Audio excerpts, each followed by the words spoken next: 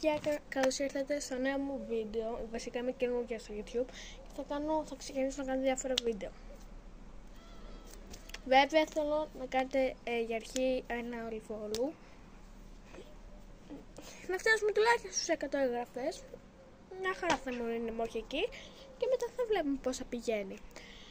Βέβαια να γνωριστούμε, με λένε Χαρίκλια. Τάξη όνομα δεν λέω, δηλαδή τάξη εννοώ πόσο χρονών είμαι και τι τάξη θα πάω, αυτά δεν θα τα πω, μόνο χρονών θα πω. Οπότε μαντέψτε εσείς κάτω στα σχόλια πώς με κάνετε.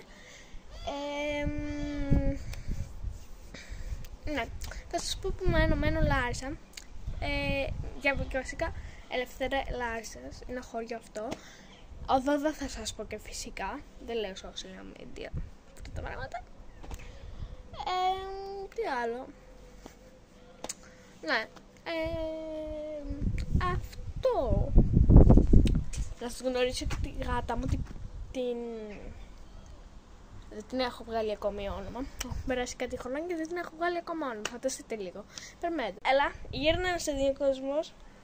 Αυτήν εδώ είναι. Κάνει. Ναι, αυτήν είναι. Γύρνα. Γίνα μωρή.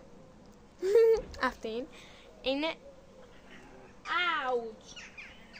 Μιάξουνς. Ναι, αυτήν είναι. Είναι αδέσποτη γάτα, οπότε και την προσέχουμε κι εγώ. Έχει κάνει κατάκια. Είμαστε μια χαρά.